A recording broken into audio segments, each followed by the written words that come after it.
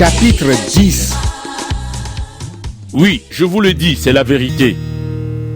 Si quelqu'un n'entre pas par la porte dans l'enclos des moutons, mais s'il passe par-dessus le mur à un autre endroit, c'est un voleur et un bandit. Mais celui qui entre par la porte, c'est le berger des moutons. Le gardien lui ouvre la porte, et les moutons écoutent la voix du berger. Il appelle ses moutons chacun par son nom et il les conduit dehors. Quand il les a tous fait sortir, il marche devant eux. Et ses moutons le suivent parce qu'ils connaissent sa voix. Ils ne suivront jamais quelqu'un d'autre. Au contraire, ils fuiront loin de lui parce qu'ils ne connaissent pas la voix des autres personnes. Jésus prend cette comparaison, mais les gens ne comprennent pas ce qu'il veut dire. Alors Jésus ajoute: Oui, je vous le dis, c'est la vérité. La porte pour les moutons, c'est moi. Tous ceux qui sont venus avant moi sont des voleurs et des bandits. Mais les moutons ne les ont pas écoutés. La porte, c'est moi. Celui qui entre en passant par moi sera sauvé. Il pourra entrer et sortir et il trouvera de la nourriture. Le voleur vient seulement pour voler, tuer et détruire. Moi, je suis venu pour que les gens aient la vie et pour que cette vie soit abondante. Je suis le bon berger. Le bon berger donne sa vie pour ses moutons. Celui qui n'est pas le berger travaille seulement pour de l'argent. Les moutons ne lui appartiennent pas. Alors, quand il voit le loup arriver, il abandonne les moutons et il part en courant. Le loup emporte des moutons et il fait partir le troupeau de tous les côtés. En effet, l'homme qui travaille seulement pour de l'argent ne s'occupe pas bien des moutons. Le bon berger, c'est moi. Le Père me connaît et je connais le Père. De la même façon, je connais mes moutons et mes moutons me connaissent. Je donne ma vie pour eux. J'ai encore d'autres moutons qui ne sont pas dans cet enclos. Eux aussi, je dois les conduire. Ils écouteront ma voix, alors il y aura un seul troupeau et un seul berger. Le Père m'aime parce que je donne ma vie et je la recevrai à nouveau. Personne ne prend ma vie, mais je la donne moi-même. J'ai le pouvoir de la donner et j'ai le pouvoir de la recevoir à nouveau. C'est l'ordre que mon Père m'a donné. Encore une fois, les Juifs ne sont pas d'accord entre eux à cause des paroles de Jésus. Parmi eux, beaucoup disent « Il a un esprit mauvais en lui. Il est fou. Pourquoi est-ce que vous l'écoutez ?» Mais d'autres disent « Un homme qui a un esprit mauvais ne parle pas de cette façon. Et un esprit mauvais ne peut pas ouvrir les yeux des aveugles. » C'est la saison froide. À Jérusalem, c'est la fête de la dédicace du temple. Jésus va et vient dans le temple le long des colonnes de Salomon. Des Juifs se rassemblent autour de Jésus et ils lui disent « Tu nous fais attendre jusqu'à quand? Si tu es le Messie, dis-le-nous clairement. » Jésus leur répond « Je vous l'ai déjà dit, mais vous ne croyez pas. Les actions que je fais de la part de mon Père me rendent témoignage. Mais vous ne croyez pas parce que vous ne faites pas partie de mes moutons. Mes moutons écoutent ma voix. Moi, je les connais et ils me suivent. Je leur donne la vie avec Dieu pour toujours. Ils ne mourront jamais. Et personne ne pourra les arracher de ma main. Mon Père me les a donnés et mon Père est plus puissant que tout. Personne ne peut rien arracher de la main du Père.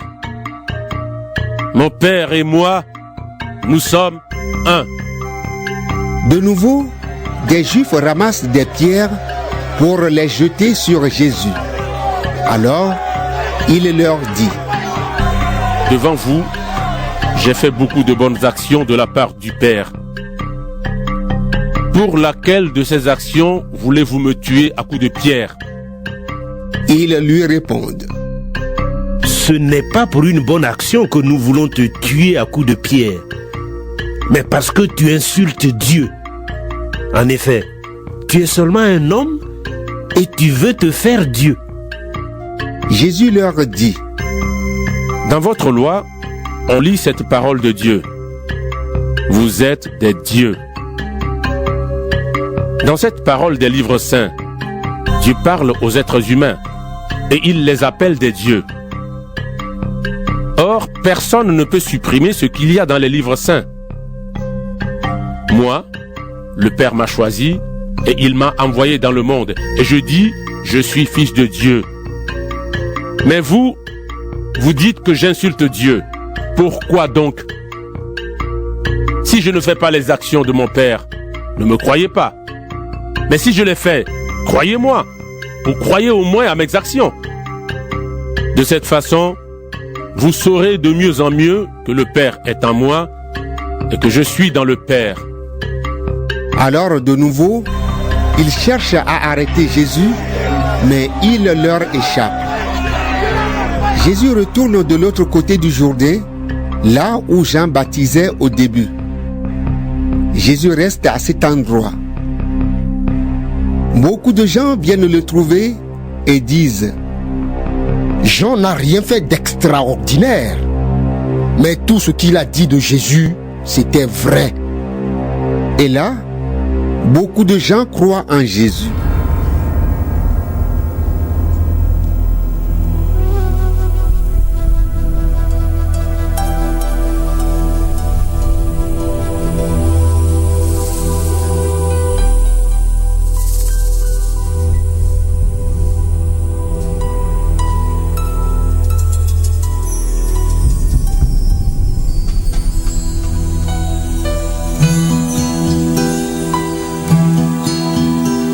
N'est-il point d'autre choix devant la coupe que celui de marcher sur cette route, ce chemin de douleur, de peine et de malheur? N'y a-t-il rien que ce chemin de croix? Mon âme est dans l'effroi et dans le doute, et je sais que ton cœur de père écoute chacun de mes soupirs, mes peurs et mon désir de satisfaire à ta prière en moi. Glorifie ton nom sur cette terre, manifeste en moi la sainteté de ton pardon. Je m'abandonne entre tes mains, et puisque la vie t'appartient, qu'il en soit fait de moi selon les voies de ton amour divin. Combien de fois pourtant j'ai vu ta grâce lorsque je demeurais devant ta face. Mais là, dans ce jardin, il ne reste plus rien que le fardeau de tous les maux du monde. Aucun pour partager de ma souffrance, le son de l'agonie et de l'absence. Voici venu mon heure, viens soulager mon cœur. Mon Dieu, mon sort est en toi maintenant. Glorifie ton nom sur cette terre, manifeste en moi la sainteté de ton pardon. Je m'abandonne entre tes mains, et puisque la vie t'appartient, qu'il en soit fait de moi selon les voies de ton amour divin. Oh, glorifie ton nom sur cette terre, manifeste en moi la sainteté de ton pardon. Je m'abandonne entre tes mains, et puisque la vie t'appartient, qu'elle soit lumière en moi, un chant de joie jusqu'au-delà des temps.